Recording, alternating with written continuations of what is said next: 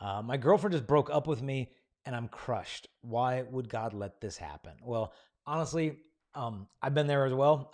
It's rough. It's hard. I feel for you right now. And I often find that, almost like as long as a relationship is, I think it almost takes like half as long as that to kind of recover, right? So if you like date a girl for a year, sometimes it just takes 6 months to feel normal again.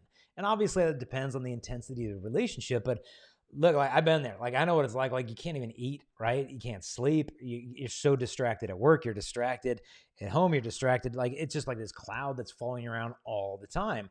And so what do you do? How do you work through that? I'm going to give you a couple pointers that I found to be helpful going through some tough breakups myself.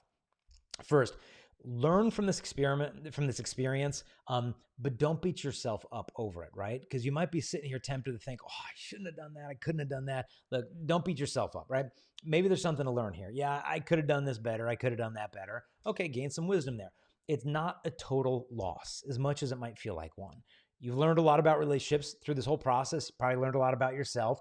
And maybe you learn, okay, those qualities that I really loved about her, I want those in a future wife. And maybe you can't even imagine a future wife being any better than the girl that just left you. But think of those qualities that you really want in a future wife that she had. Those are good desires. Hold on to those desires and say, yeah, like I still want that in a future spouse. And maybe I just got ahead of myself. Maybe I was thinking, I know this is the one, and one day we're gonna have white picket fence and 3 kids and a dog and all, a farm and all. Like you get so far ahead of yourself, and when the future doesn't pan out as we had planned, then we're inconsolable. And it's partly because we got ahead of ourselves. And so take a step back and see what you can learn from this relationship because it's not a total loss. Second thing, give her some space, right? If she's saying, I need to end this thing, be respectful about that instead of just being like, well, no, no, we can make this work. We can make it work, and keep calling her and nagging her and texting her. It's like, you got to respect her, because if you keep, just trying to impose your own will upon her, it's just all the more evidence that you don't respect her as she deserves to be respected. So as painful as it is to do, give her space, because should she choose to return, she needs freedom to do that instead of coercion. Now,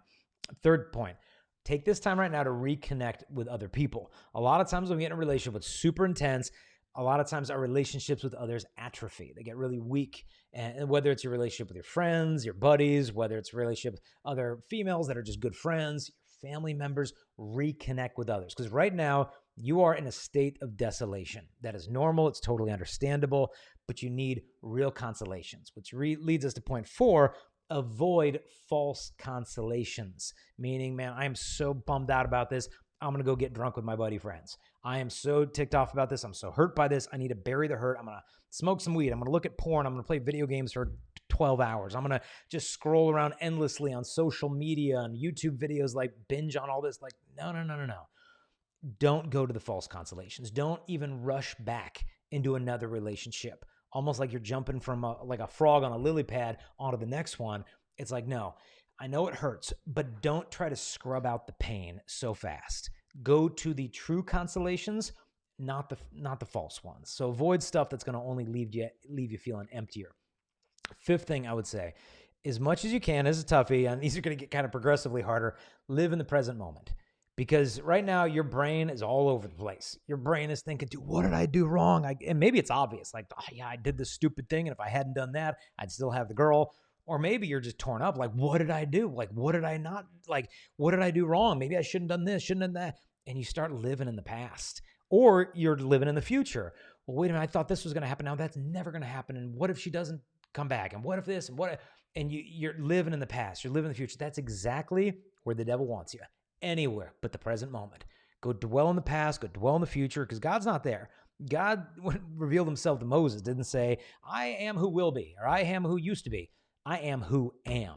God is intensely in the present moment, and that's where he wants you to live. And so when you start beating yourself up about the past, having this gnawing anxiety about the future, draw your heart back to the present moment, and it's going to sting, it's going to hurt, but be there with God, which leads us to point 6. Reconnect with God.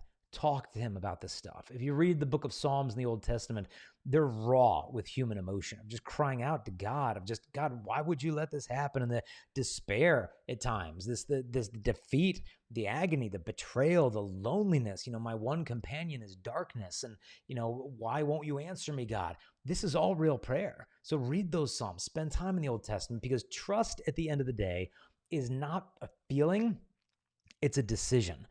Psalm 62 says, my soul rests in God alone. It's the only place we're going to find rest. Imagine on your heart like a throne, and we can choose who we put on that throne. If we put a human being on there, it's going to be like a roller coaster, right? If God is firmly in the place of that throne on our heart, will we truly have peace. And now it's time to give him his kingship of your heart back, instead of placing all your hope and all your peace in another human being. Now, to feel what you're feeling is natural, totally normal. It's going to happen. When you get that connected and things don't work out the way you hope, there's going to be pain there. So what do you do with the pain? Like I said, it's going to get progressively harder. Rejoice. And wait, what? Rejoice? I'm going to give you 3 Bible verses to chew on. First is from Sirach, chapter 39. The author says, the works of the Lord are all good, and he will supply every need in its hour. And no one can say this is worse than that, for all things will prove good in their season. So now sing praise with all of your heart and voice, and bless the name of the Lord. I'll also give you 1 Thessalonians chapter 5. Rejoice always, pray constantly, give thanks in all circumstances, for this is the will of God in Christ Jesus for you. And then lastly, the prophet Nehemiah in chapter 8 says, do not be saddened this day, for rejoicing in the Lord must be your strength. Now, rejoicing in God in this moment of profound brokenheartedness might seem like the furthest thing, but the prophet Nehemiah tells that's your strength, that God isn't just good when his plans are our plans. God is still good and deserving of worship when our plans don't align as well. And so praise him before his providence unfolds, because maybe he saw something down the future that would never have been if this relationship continued. Odds are he's got something in store for you. I know he does. I mean, he promises in the scriptures, for I know well the plans I have in mind for you, plans to give you a future full of hope. And when you come to me, when you seek me with all of your heart, you'll find me with you, and I will change your lot. That is the promise from the book of Jeremiah. God knows the plans. You don't know them. I don't know them, but he does. And if he's a loving father, then he's going to bring a greater good out of this. Maybe one day, whether it's a year from now, 5 years from now, I don't know, if you're called to marriage, he's going to bring that woman into your life. And had this relationship not come to a close, maybe you wouldn't have recognized the next woman who is to be your spouse. Who knows? And that if you hadn't met her, then God willing, those children that you could have together would never possibly have come into existence. And so God alone knows his plans for all of these things. And right now, I know a lot of it might not make sense. Maybe you can pinpoint, I know why she broke up with me. It's because I was dumb and I did this. Or maybe it's like, dude, I thought everything was fine, and now she doesn't know what she wants, and it's so confusing. And who knows? Put all of that in God's hands. And then lastly, offer up your suffering. Don't waste your suffering. Suffering has tremendous spiritual value. If we say, God, I accept this suffering for love of you, and I offer it up for whatever you want, God, for souls. In fact, there was one woman beatified in the church. Her name is Blessed Mary Teresa of St. Joseph. That pretty much covers the whole community of saints. But here's what she says: I have but one wish, to suffer as much as possible for this short while. It does not matter what kind of suffering, as long as it's suffering. From my heart, I bless and thank all who have caused me to suffer. To suffer for God is the only joy which heaven does not have. And obviously, we're in the deep end here in terms of theology. We're in the deep waters here of like, wait a minute, desiring to suffer for love of God, that this is a joy that heaven itself doesn't even have. These are profound mysteries. But to say, God, you know what? In the midst of my suffering, I accept this for love of you. I trust you, and I offer this up. I will not turn to false consolations. I will turn my heart back to you. And when she comes to mind, instead of tearing myself with anxieties and worries about the past, I will stop. I will pray for her. I will pray for God's will to be done in her life and my life, so that my heart and hers can rest alone in peace in you and God alone. And so, my friend, I know it's hard right now, but I promise there are years of your life that ask questions, and there are years that have answers. This might not be the answer year. Right now, this might be the year of questions, but it's okay. Those years are going to come. The answers are going to come as well. But God is the one who has the answers to place all of your trust in him.